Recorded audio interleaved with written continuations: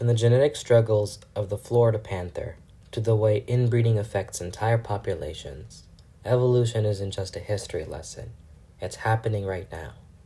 Today, we're diving into how genetics drive evolution, how populations change, and how we can use these principles to save endangered species. Chapter 1: Evolution and Genetic Variation. Evolution doesn't happen in a vacuum. It's driven by genetic changes over time. But what does that really mean?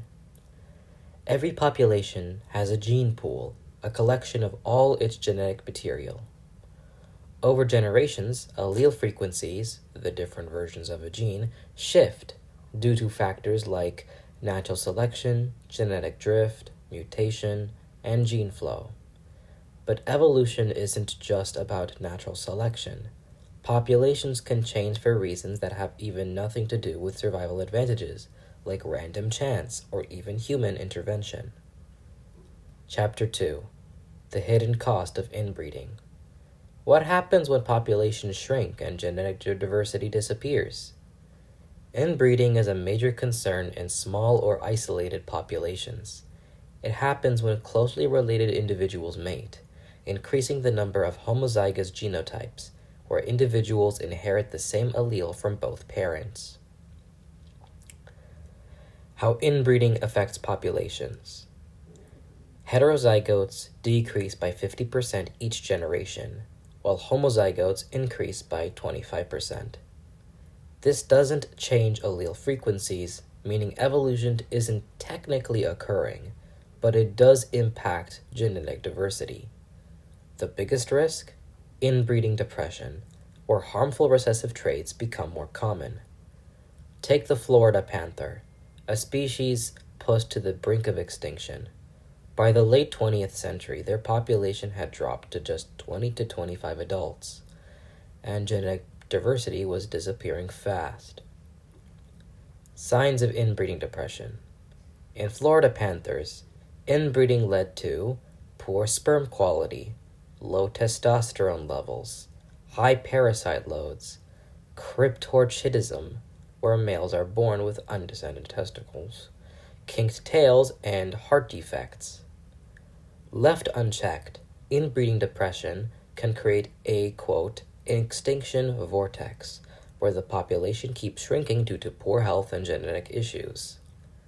Chapter 3: Can evolutionary science save species? If genetic diversity is vanishing, can we bring it back? One solution is genetic rescue, where individuals from genetically diverse population are introduced to an inbred population. This restores genetic variation and improves fitness. Case study: Florida panther. In 1995, scientists translocated 8 female Texas pumas into the Florida panther population. Why? Because historically, Florida and Texas panthers were once interbred before habitat fragmentation cut them off. The results? Population size grew from 24 to over 95 adults. Genetic diversity increased from 18.4 to 25%. The average age of panthers dropped from 6.6 to 4.4 years, showing younger, healthier individuals were surviving. F1 hybrids, or first-generation crossbreeds, had higher survival rates than inbred Florida panthers. This genetic intervention saved the Florida panther from extinction, but not without controversy. Some scientists worry about outbreeding depression, where too much genetic mixing could reduce fitness by disrupting local adaptations. Chapter 4: Hybridization, a double-edged sword. Is hybridization a solution or a threat? Hybridization occurs when individuals from genetically distinct populations breed. It can have positive or negative effects. There's 2 types: intraspecific and interspecific hybrids. Intraspecific hybridization is when you cross 2 members of the same species, like breeding different types of corn for better yield or mixing dog breeds to get that perfect labradoodle. The offspring, usually totally fertile.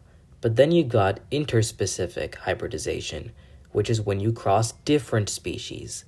Think mules, horse plus donkey, or ligers, lion plus tiger. These hybrids can often inherit cool traits from their parents, but there's a catch. They are often infertile or sterile, and getting them to exist at all can take some serious human intervention. So while both types of hybridization push genetic boundaries, one stays in the realm of natural reproduction, and the other is more of a biological experiment with mixed results. There is hybrid vigor, or heterosis. Hybrid offspring outperform their parents in fitness. And hybrid sink. Some hybrids are less fit, reducing overall population success. For example, in British Columbia, turbidity in water reduced hybridization in sticklebacks, affecting biodiversity. Is genetic rescue always good? Scientists debate whether introducing new genes will increase fitness, reduce inbreeding, and boost population size, or it'll disrupt local adaptations, reducing fitness and causing population decline, also known as outbreeding depression. It's a delicate balance. Adding genetic diversity can be life-saving, but it must be carefully managed to avoid unintended consequences. Chapter 5. More case studies. Prairie chickens and genetic flow. What happens when populations get too small? In the 1960s, greater prairie chickens in Illinois had a population of 2,000 birds. By 1994, that number plummeted below 50.